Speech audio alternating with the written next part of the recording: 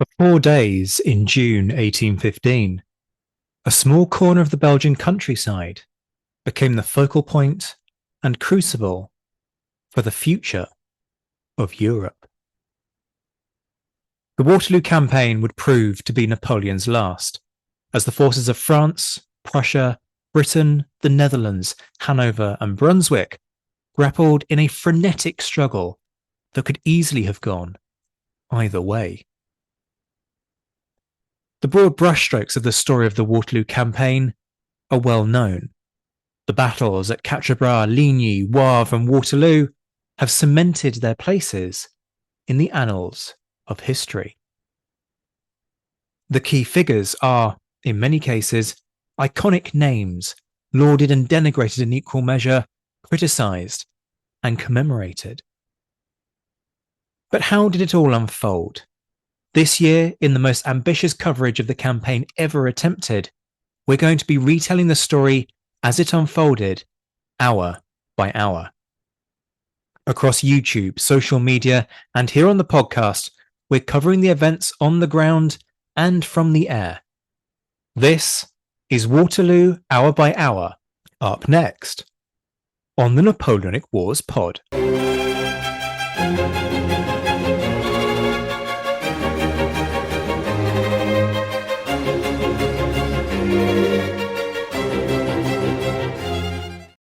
Dawn on the border between France and the Netherlands. In Flanders, the rain from the previous day has continued overnight. A number of downpours have left the ground soaked. But at midnight, all three armies are fast asleep. The start of the campaign is just a few hours away.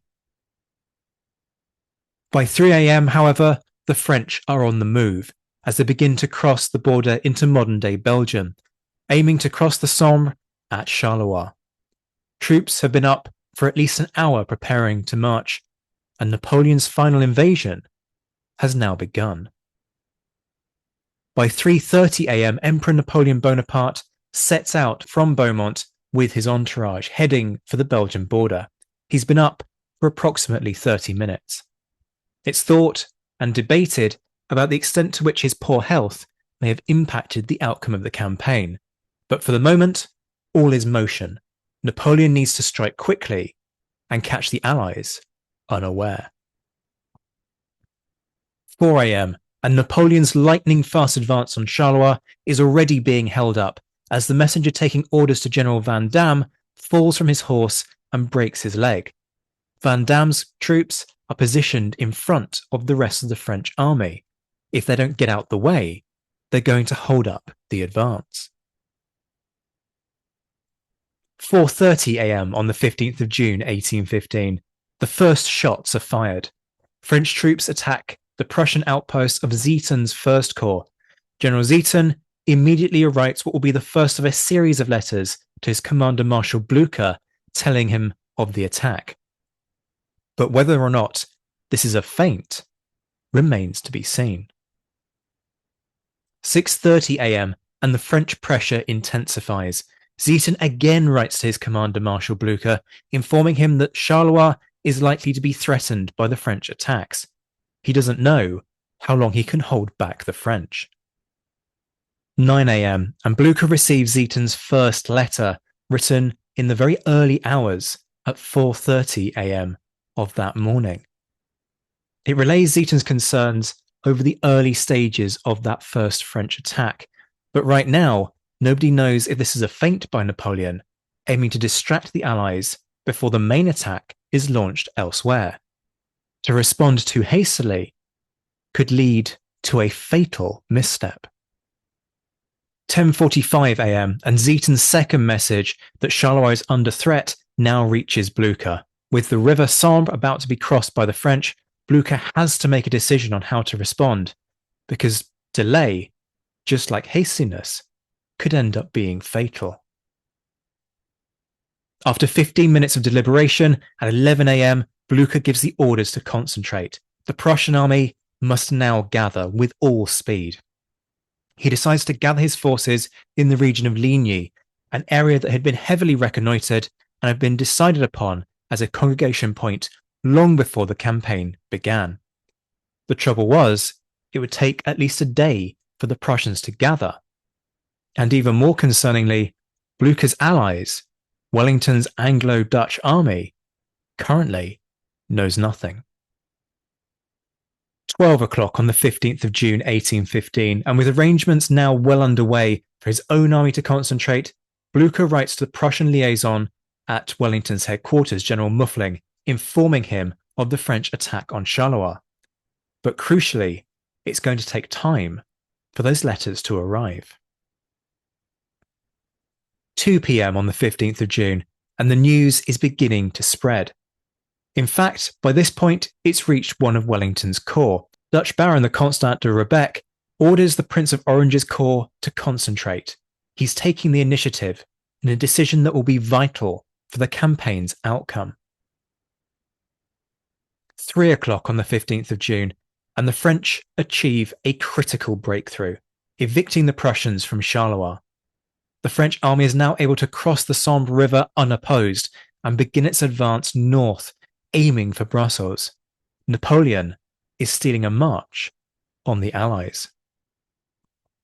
At the same time, with accounts varying on quite how long it takes for news of Napoleon's advance to reach Wellington, it seems that the first reports by this point reach Prussian liaison General Muffling at Wellington's headquarters. Wellington's fears, though, that this is simply a diversion. He needs more intelligence before he can make a positive decision. 3:30 p.m. and Saxe-Weimar's brigade take the initiative. Hearing Prussian gunfire as Zieten withdraws from Charleroi, Saxe-Weimar sends 3 battalions of the 2nd Nassau Regiment to Quatre Bras. It's a move that will save the campaign, providing just enough deterrence to stop the French moving forwards and occupying the crossroads that night. 4:30 p.m. and Napoleon and Ney meet at Charleroi. Napoleon tells Ney for the first time that he'll command the left wing of the army. Ney now faces a massive scramble. Without staff and without a clear sense of who his subordinates are, he needs to make contact with the rest of his army, get a chain of command imposed, and then carry out Napoleon's orders to push north in the direction of Quatre Bras. 5 p.m. and more news is now flooding into Wellington's headquarters about the French advance. Wellington begins to increasingly order smaller concentrations of his forces, but he still fears Napoleon lunging for Mons and cutting his supply lines. By 6 o'clock, the French vanguard arrives at Frasnes, just south of Quatre Bras. The French are literally minutes from taking the crossroads.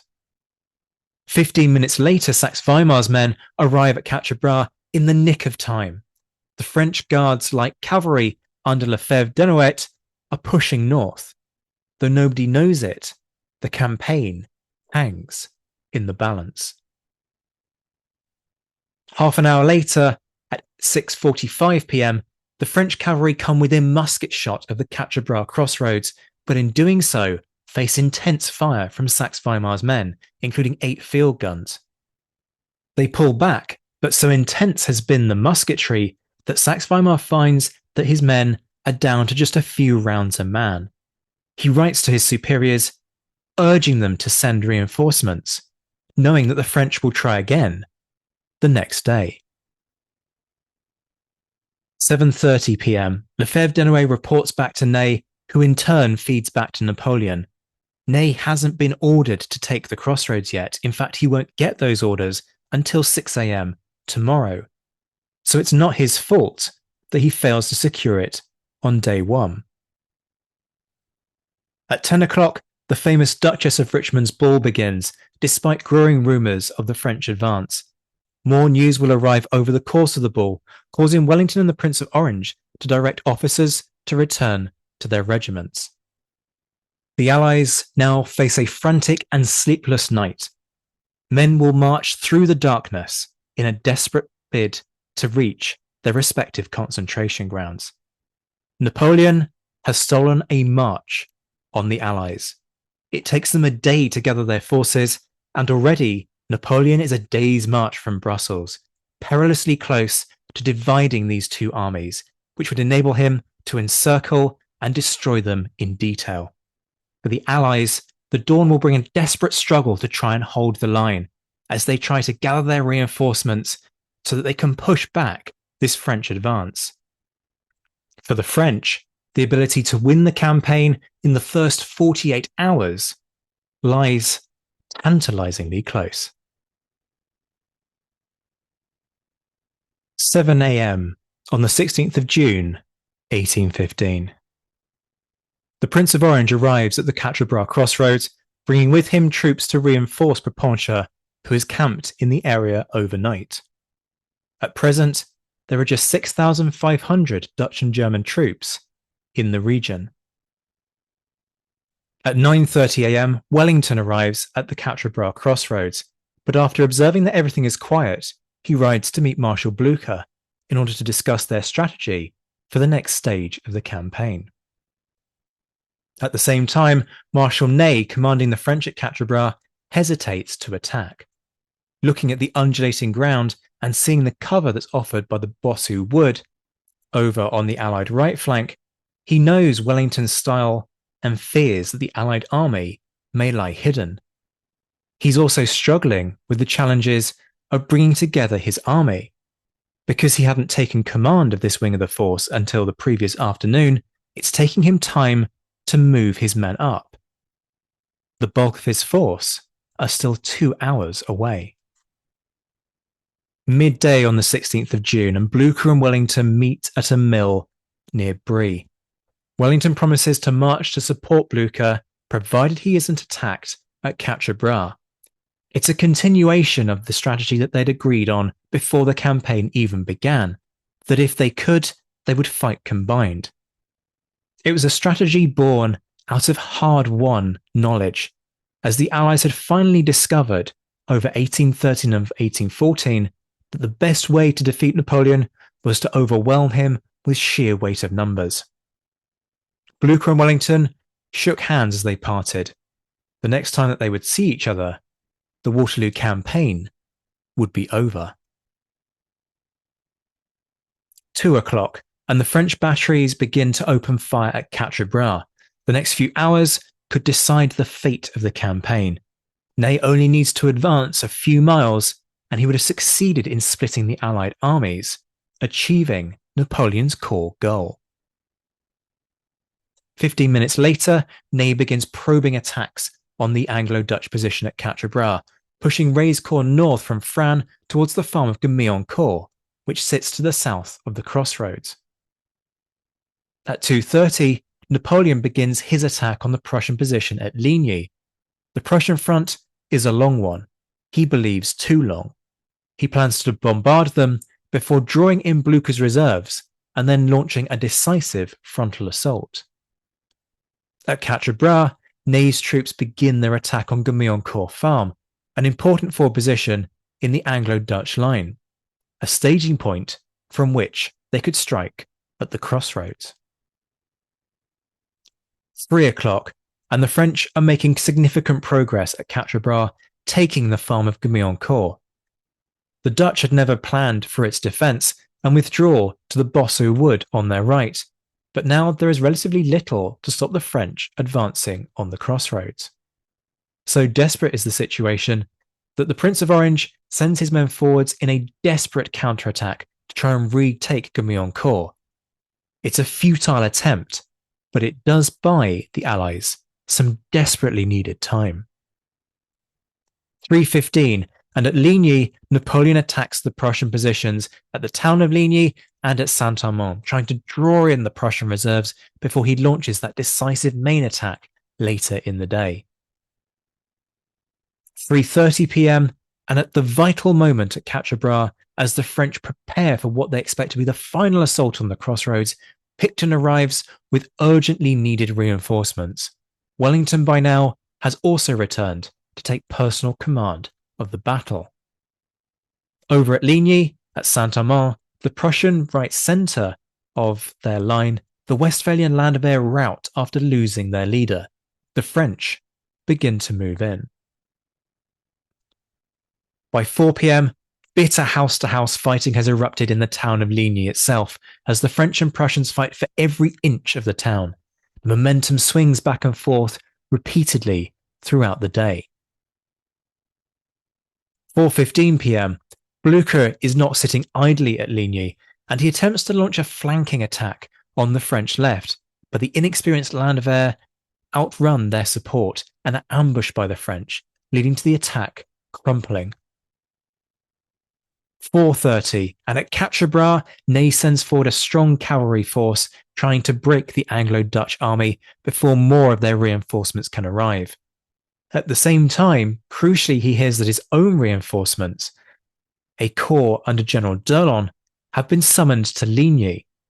Facing growing pressure from Napoleon to try and break the Anglo-Dutch force, he recalls d'Erlon in a move that will see d'Erlon's entire corps march from Quatre Bras to Ligny and back again without taking part in either battle. 5 p.m. and more British reinforcements arrive at Quatre Bras in the form of Halkett's brigade and Hanoverian and Nassau soldiers. These are fed straight into the line, turning the balance of power back in Wellington's favour, but he's not yet confident enough that he can launch an all-out assault. 5:15, and over the course of the French cavalry attacks, the 44th and 42nd British regiments of line are caught, extended and exposed, being routed in the process. Wellington has to jump his horse over some of his own men in order to escape capture. Meanwhile, at Ligny, the last of the Prussian troops are pulled out of Saint-Amand, having suffered heavy losses. The French keep pushing forward, trying to exploit this small gap that is starting to open in the Prussian line. 5:30 p.m, and just as Napoleon is about to send in his reserves to break the Prussian centre at Ligny, unidentified troops are seen beyond his extreme left flank. It's actually d'Erlon's corps, but appalling communication meant that no one knew exactly where d'Erlon was due to arrive. The hesitation will buy the Prussians desperately needed time to breathe. As those unidentified troops march ever closer to the French flank, panic begins to spread amongst the French forces, fearing that they might be Prussians or even Wellington's men coming to Blücher's aid. The French left begins to waver, and by 5:15, seeing an opportunity, Blücher tries to reprise his plans to roll up the French left flank, launching a fresh counterattack in that area. 6 p.m, and the French start firing incendiary rounds into the village of Ligny. The castle's barn catches fire, and soon large parts of the town are ablaze. The town of Ligny will burn, and it will take years to recover from the damage. 6:15 p.m, and Ney commits elite cuirassier cavalry under General Kellerman in a desperate attempt to turn the tide at Quatre Bras. Despite their best efforts, they break, routing straight into the path of their supporting infantry. Meanwhile, the fighting ebbs and flows on the Prussian right at Ligny at a place called La Hameau, with the village changing hands repeatedly. Neither side is willing to give ground. Many of Blücher's men lack experience, but they fight incredibly well. 6:30 at Quatre Bras, and Ney rallies his wavering infantry, who is shaken by their routing cavalry.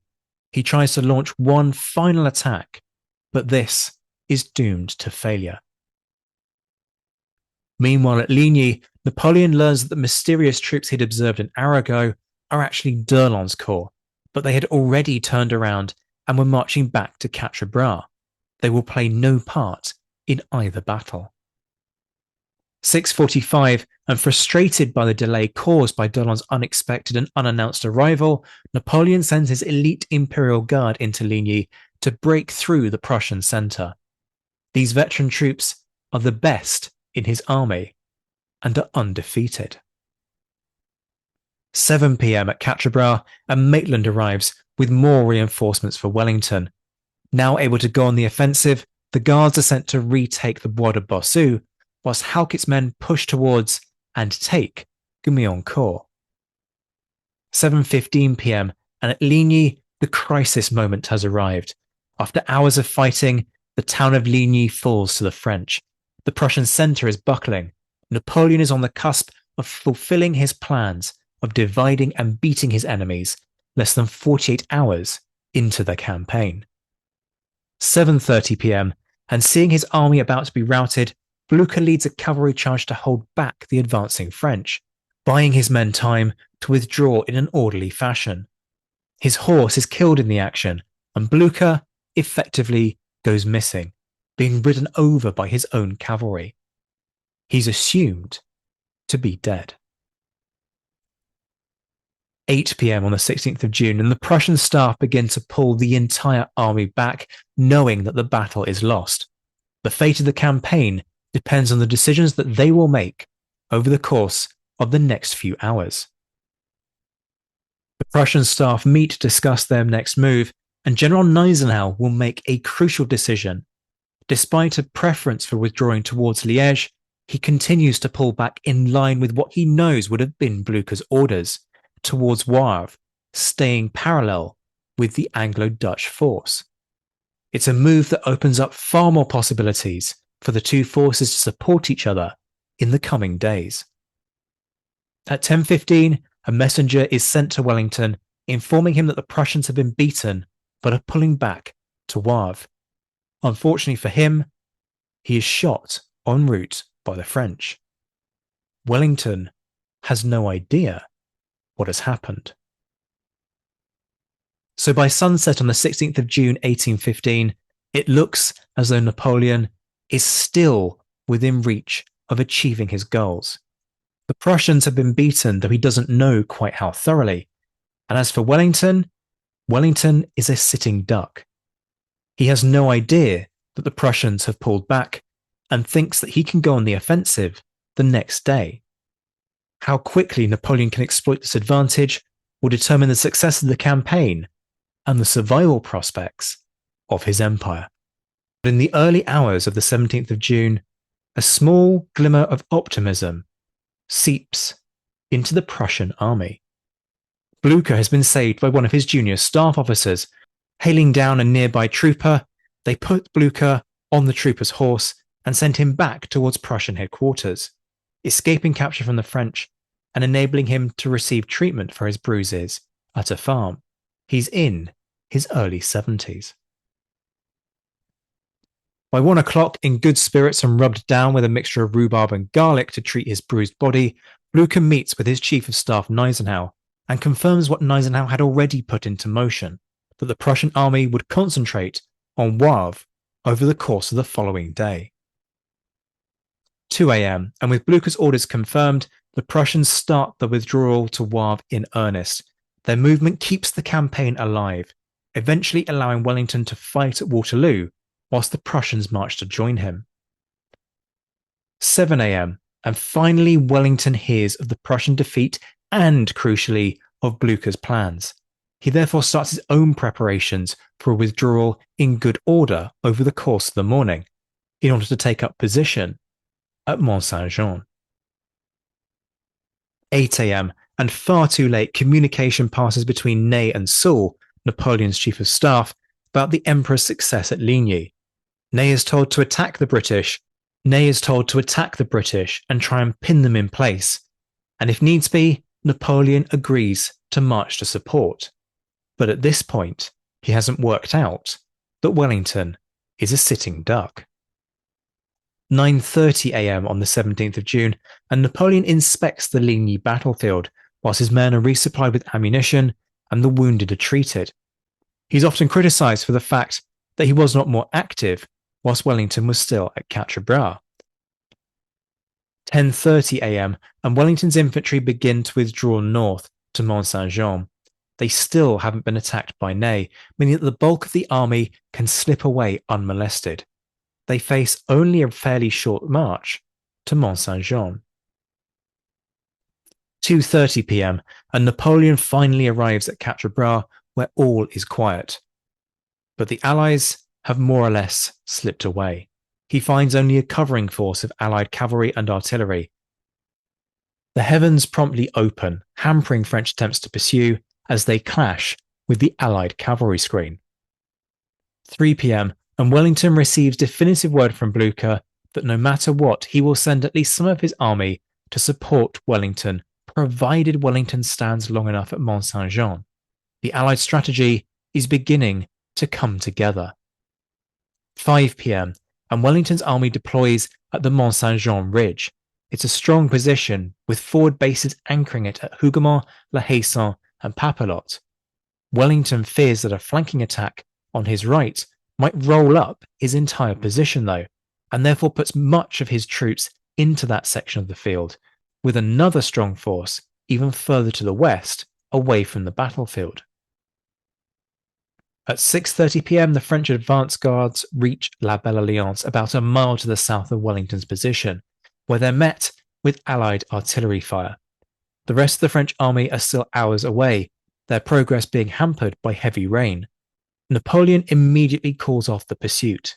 He thinks Wellington has made a mistake and doesn't want to dissuade the Duke from standing on the ridge.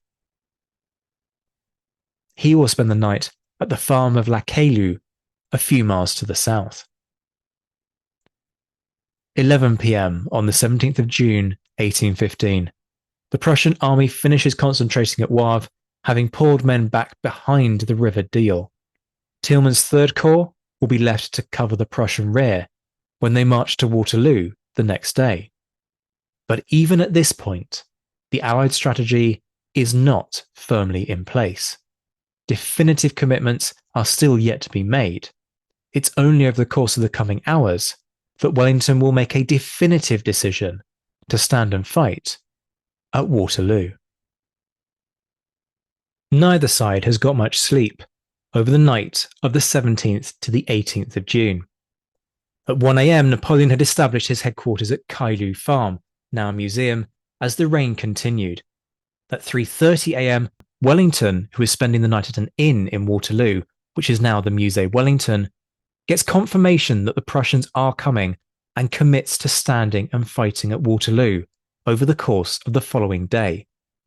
At 4:45 a.m, the Prussians, the Fourth Corps under General Bülow, have begun moving out of Wavre, heading for Waterloo. They won't arrive for another 12 hours. At 5 a.m, Nassau troops are moved into the Hougoumont farm complex, one of 3 forward positions occupied by Wellington as breakwaters to channel the French attacks along much narrower fronts. Meanwhile, Napoleon wakes up and orders the army to deploy for an attack, which gets delayed to 9 a.m. because the army hasn't concentrated. At 8 a.m, Napoleon holds his famous breakfast with the marshals, dismissing Wellington's reputation and describing the British as bad soldiers. They aren't comments that are going to age particularly well over the course of the next few hours. At 9 a.m, Napoleon sets up his headquarters at La Belle Alliance, doing reconnaissance, and then immediately has to delay the attacks again until 11. The plan is to use d'Erlon's corps to break the Allied centre and push on to Brussels, but the wet weather has left the ground sodden. The French army is strung out on the line of march, and it will take time for them to concentrate in order to go on the offensive. 11 a.m. on the 18th of June, 1815. Napoleon reviews his army, filling time as it becomes increasingly apparent that his first attack on the Anglo-Dutch position is going to have to be delayed again. This massive display of might hopes to shake the Allied morale. His plan is to use d'Erlon's corps in a hammer blow against the Allied centre and left. But d'Erlon's men are going to take time to move up. The attack is delayed until 1 o'clock because the rain has created logistical challenges for the army. It's not that Napoleon is waiting for the ground to dry out. As an experienced campaigner, Napoleon would have realised that the ground was made of clay, and so would have taken days to drain. A few hours were going to make no difference. But the army was still strung out along the previous day's march, and having been hampered the previous day by the wet weather, it was taking time for Napoleon's forces to concentrate. In the meantime, the troops of Rey's Second Corps begin an advance on Hougoumont. This should not have unfolded in the way that it did, with Napoleon's younger brother, Jerome Bonaparte, effectively getting sucked in. Hougoumont would become a siege within a battle.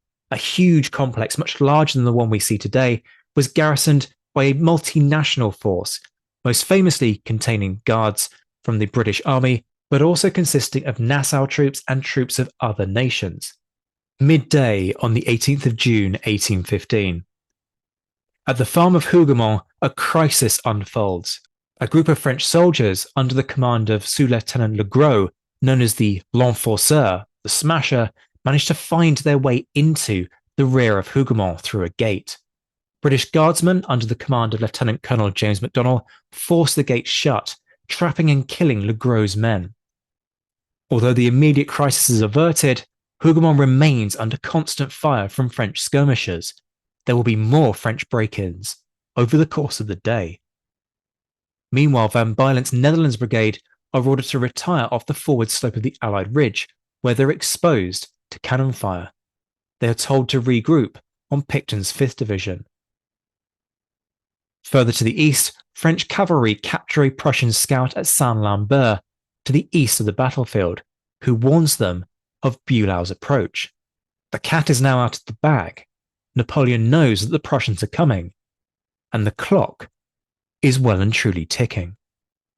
1 p.m. on the 18th of June, 1815. At Hougoumont Farm, a howitzer is brought up by the French, with artillery having had very little impact due to the orchard to the south of the complex. The barn will catch fire at 3 p.m, with wounded being trapped inside. The French are no closer to gaining entry. It's keeping more of Napoleon's troops occupied than Wellington's. Over on the eastern side of the battlefield, d'Erlon's corps begin their advance, a formation of 11,500 infantrymen planning to attack in echelon. Each of d'Erlon's 4 divisions would hit the Allied line one after the other, like waves rippling on a seashore. It's an attack that comes perilously close to success. Although the 4th Division is sucked into the fight for Papelotte, which is held by Saxe-Weimar's brigade, the 1st Division takes flank fire from the 95th Rifles in a sandpit near La Haison, and partially gets drawn in that direction whilst also pushing on. The other 2 divisions, under Donzelot and Marshal Ney, make good progress. The 27th Dutch Line, the 7th Belgian Line, and the 5th and 8th Dutch Militia all break and withdraw to the northeast, where they'll eventually reform. Behind this Dutch-Belgian force is Wellington's failsafe, his Peninsular Division, consisting of Kemp's and Pack's brigades. These are the 1st Battalion 1st Regiment, 42nd, 92nd, 2nd Battalion 44th, 32nd, 79th, and 28th. All of them have seen service during the Iberian Peninsula with the Duke. These men are led forward by their divisional commander, the deeply controversial Thomas Picton. Picton's counterattack breaks the 1st French column, but that leaves the British troops out of order and vulnerable to the other 2 French columns that are advancing behind. Wellington's line wavers. The Battle of Waterloo teeters on a knife edge. And then a trumpet rings out across the battlefield. 2 p.m. on the 18th of June, 1815. Just as d'Erlon's corps reaches the Allied ridge and is trying to reorganize its formation, the Allied heavy cavalry, which had been hidden by the reverse slope, appears seemingly from nowhere, already at the canter. The Union and Household brigades slam home in a devastatingly successful charge. Somerset's Household Brigade, roughly 1,000 sabres strong, consisting of the 1st and 2nd Life Guards, the Horse Guards, and the 1st King's Dragoon Guards, routs General Dubras' brigade of the 1st and 4th Regiments of Cuirassiers. Meanwhile, Sir William Ponsonby's Union Brigade, with over 17,000 men, consisting of the 1st Royal Dragoons, the 2nd North British Dragoons, otherwise known as the Scots Greys, and the 6th Inniskilling Dragoons, concentrates on d'Erlon's infantry, who are powerless to resist their onslaught. 2 Eagles, the French regimental standards, are captured from the 45th and 105th Regiments, one of which is taken by Sergeant Ewart, who is raised to the rank of ensign. Yet flushed by their own success, lacking reserves, and poorly disciplined, the British heavy cavalry overextends itself, charging onwards to the French gun line. They are swiftly cut off by French hussars and lancers, and few of them survive. Meanwhile, reinforcements are sent to Hougoumont as it faces a 4th assault from Ray's corps, allowing the orchards to be briefly reoccupied. Attacks on the complex continue, however, with most of Ray's 2nd Corps now committed to the fight. 3 p.m. on the 18th of June, 1815. On the west of the battlefield, the French continue their focus on Hougoumont Farm, but a planned fifth assault by Bachelet's 5th Division is moored so badly by concentrated Allied artillery fire that it abandons the efforts and pulls back. Shortly afterwards, however, the chateau is set on fire by French incendiary shells. Over to the east, troops from the Prussian army's advance guard begin to arrive on the fringe of the battlefield, most notably the 15th Brigade, who were finally approaching the Paris wood. They would deploy a quarter of an hour later. In the centre, another French attack by the 54th and 55th Regiments under Colonel Charlet is launched at La Haye-Saint. Without the distraction of the grand attack, the defenders can concentrate their fire on the assault, and the French are flayed by a crossfire from the defenders and the 95th Rifles occupying the adjacent sandpit. 4 p.m. on the 18th of June, 1815.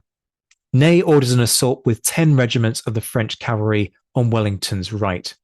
These are 8 regiments of cuirassiers, plus the Red Lancers and Chasseurs of the Imperial Guard.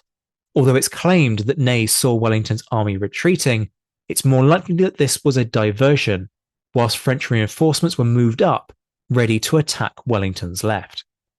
The Allied army deploys into square to defend against this cavalry onslaught, with staff officers arranging them in a chessboard formation to overlap their fields of fire. The French cavalry suffer heavily from cannon fire on their approach to the ridge, and then face coolly delivered volley fire from 22 to 25 Allied squares. Some of the Frenchmen try to break the Allied artillery or drag the guns away entirely, but are foiled by fire from those squares.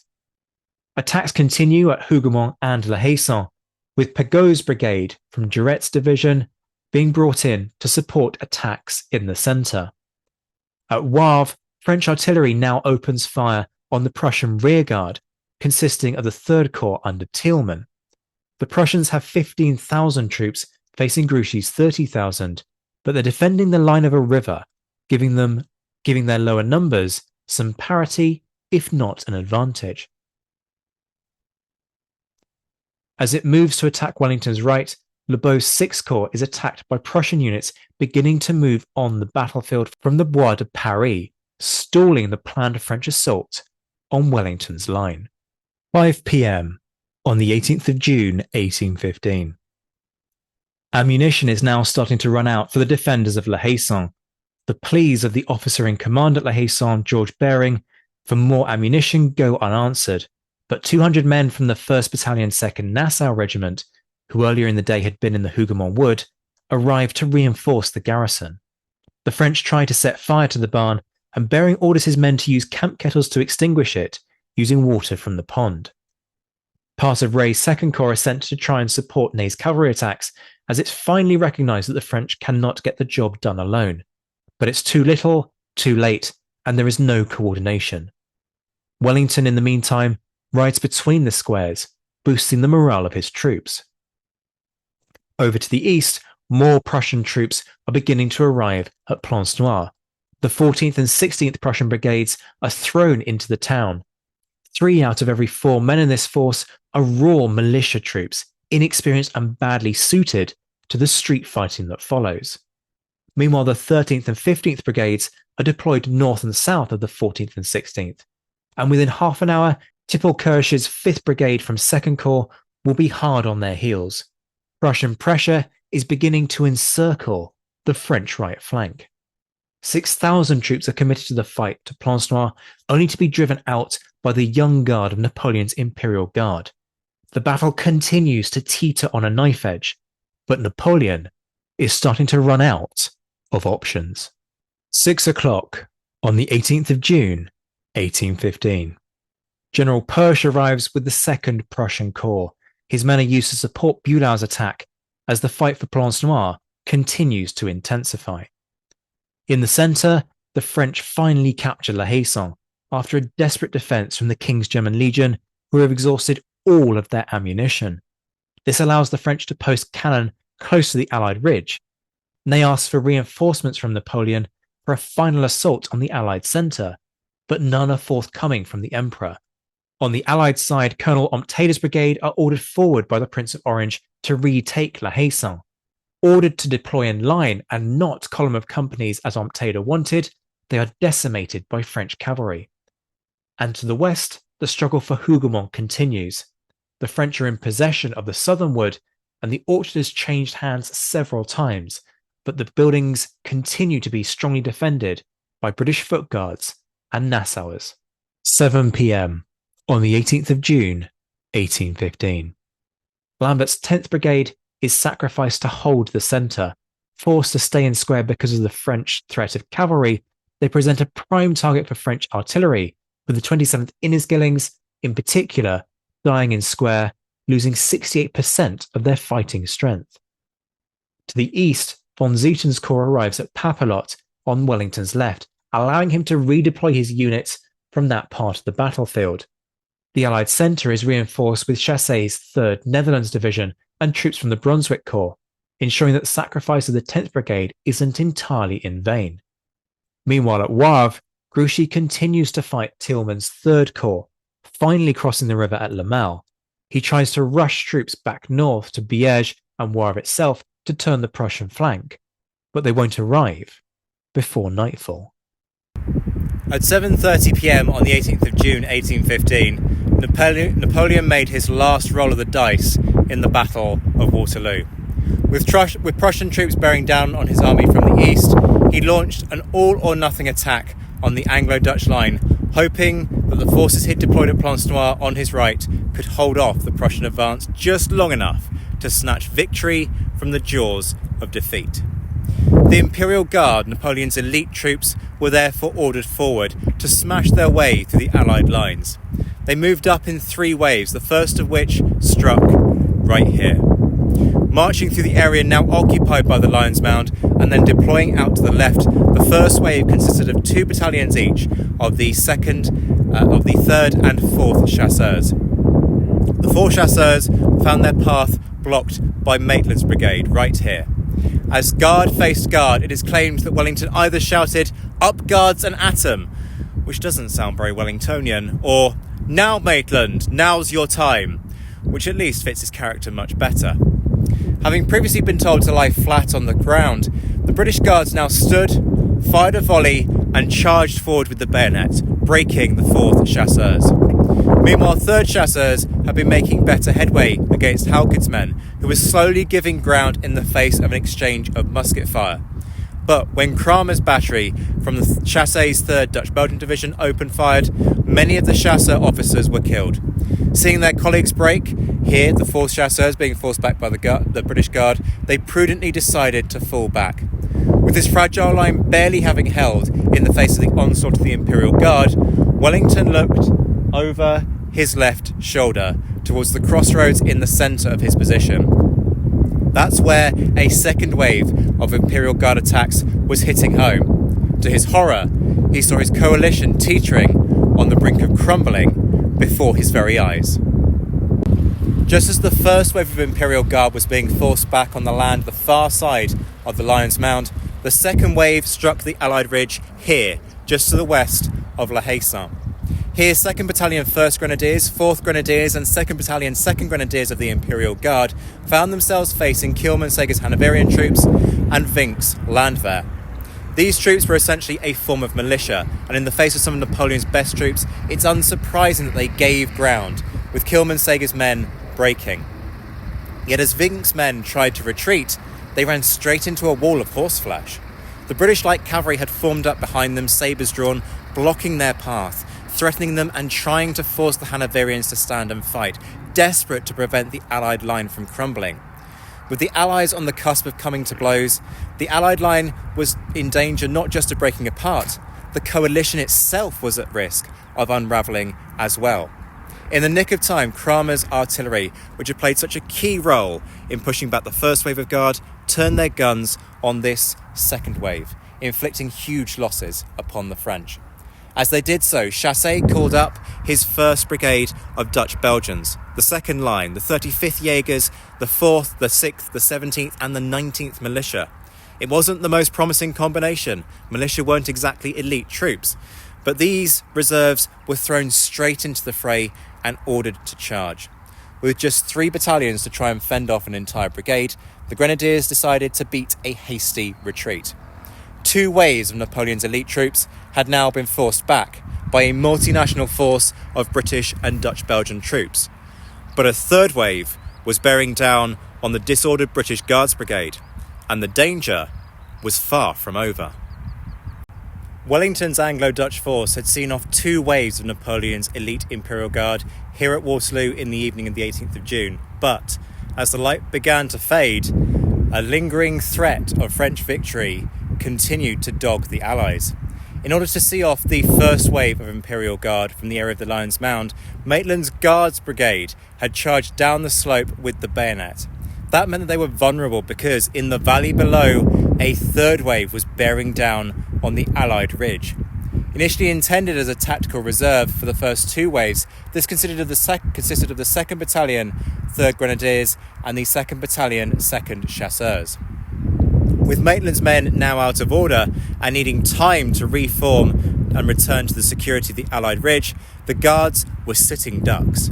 The French immediately moved up, trying to exploit the opportunity, at which point Wellington's Peninsula War veterans, acting either out of experience or instinct, carried out a manoeuvre that would give the Allies in this part of the field the desperately needed time to breathe.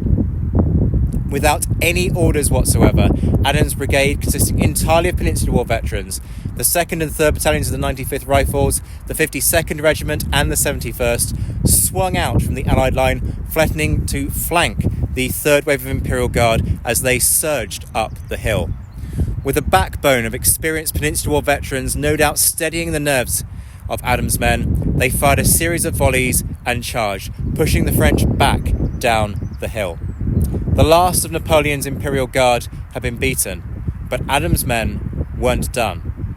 Despite the lingering threat of French cavalry, the 52nd Regiment marched east across the face of the Allied army, all the way to La Hesa, sweeping the battlefield as they did so of any remaining French troops and relieving pressure on Wellington's fractured line. Napoleon's last roll of the dice had failed, and in the dying light, Napoleon's last desperate hopes of victory had just gone up in smoke. It is sometimes said that with the Imperial Guard defeated over in the region now occupied by the Lion's Mound, the cry went up across the French lines, "La gare recule," and the entire French army simply ran away. If you take the time to explore the ground, however, you quickly realise that that is just a physical impossibility. Troops out here near Papelotte wouldn't have been able to see what was happening over at the Lion's Mound if their lives depended on it. And actually, their lives did indeed depend upon it. Part of that was just simple topography.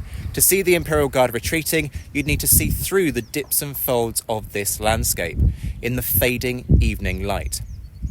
Part of it is just the fog of war. Waterloo had been raging for 8 hours by this point, and the air was thick with gunsmoke. So why did French morale collapse on this side of the battlefield, if the Imperial Guard's defeat had nothing to do with what was happening here? The simple answer to that is the Prussians.